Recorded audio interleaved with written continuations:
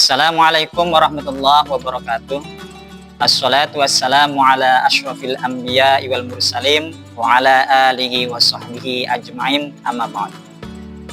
Pemirsa yang saya hormati, bahwa tidak terasa bulan suci Ramadan sebentar lagi akan datang, maka apa yang harus kita persiapkan sebelum datang bulan suci Ramadan 1447 Hijriah? Pertama, kita harus terbiasa dulu dalam melakukan kebaikan-kebaikan yang akan kita lakukan di dalam bulan suci Ramadan. Seperti contoh bagaimana kita sudah mulai mengatur pola makan kita. Maka sebenarnya kalau kita sudah terbiasa dengan puasa bulan Rajab atau bulan Sya'ban, maka ketika masuk di bulan suci Ramadan 1447 Hijriah itu kita sudah terbiasa. Maka kita harus gembira menghadapi bulan suci, jangan murung, jangan bersedih hati. Mengapa? Kalau kita lihat di dalam kitab As-Siyam, bagaimana fawaidus Siyam, manfaat puasa, yang pertama yaitu sihatul abdan. Maka dengan kita terbiasa berpuasa, maka tubuh kita akan menjadi sehat. Yang biasanya barangkali ketika kita banyak makan sering sakit kepala, kolesterol barangkali. Maka dengan berpuasa kita terkontrol makannya, sehingga ada keterangan sumutasihu. Berpuasalah maka kamu akan menjadi sehat. Maka dengan puasa itu kita benar-benar sehat. Kemudian yang kedua, salamatul abdan. Orang yang puasa itu akan selamat badannya.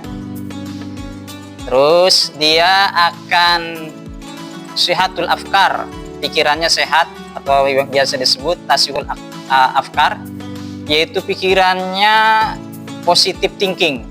Jadi kalau kita banyak pikiran negatif tuh, maka dengan berpuasa pikirannya akan menjadi bersih, lurus. Kalau yang biasa negatif thinking, maka dengan berpuasa maka dia akan positive thinking. Apalagi sebagai orang yang sedang belajar, ada keterangan taklilu nisyaniha. Jadi sedikit lupanya orang yang berpuasa itu. Jadi kuat, dipakai hafalan itu kuat. Maka tidak jarang orang yang banyak menghafal itu dia dibarengi dengan puasa. Kenapa? Kuat pikirannya. Kemudian yang ketiga, manfaatnya ialah orang yang berpuasa itu akan ringan dibawa taatnya. Jadi kalau dengan puasa, kalau kita nggak puasa biasanya berat dibawa ibadah, tapi dengan berpuasa kita terasa ringan. Yang paling terasa nikmat itu kita sangat sedikit sekali ke toilet. Coba kalau nggak puasa, kita biasanya bolak-balik ke toilet. Nah itu. Jadi yang keempat, manfaatnya yaitu sababu khidlani syaitan, yaitu membuat setan itu terhina dengan puasa.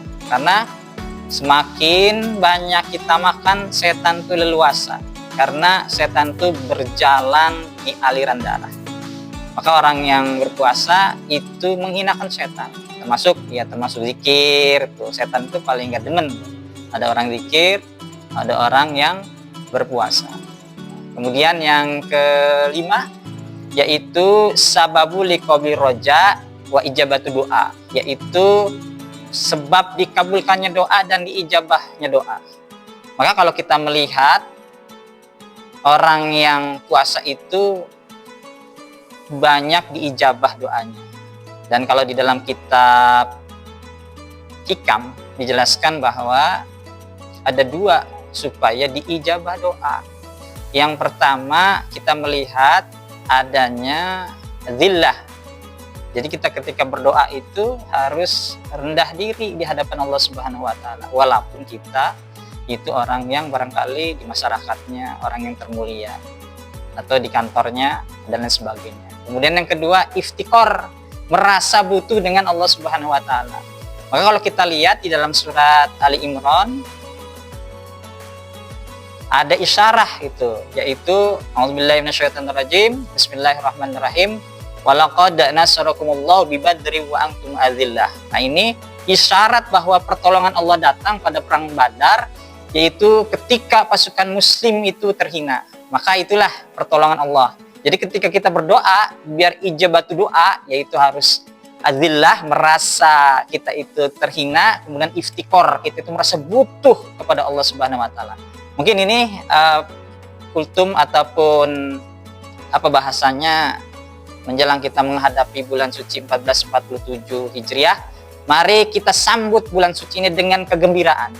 Karena orang yang berpuasa itu akan dapat dua kegembiraan. Pertama, kegembiraan ketika berbuka puasa.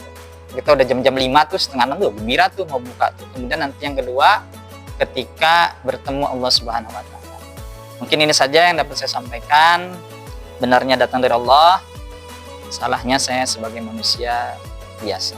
Wabillahi taufiq wal hidayah. Wassalamualaikum warahmatullahi wabarakatuh.